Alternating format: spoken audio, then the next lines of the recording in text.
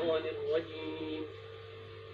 بسم الله الرحمن الرحيم.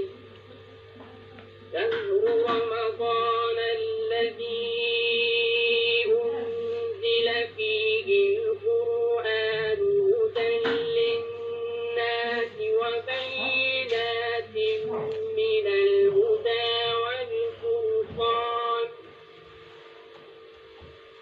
فمن شهد منكم الشهر فليصم،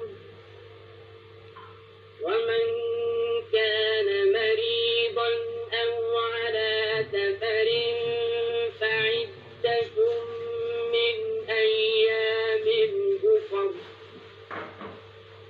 يريد الله بكم اليسر ولا يريد بكم العسر ولتكملوا العدة ولتكبروا الله على ما هداكم ولعلكم تشكرون.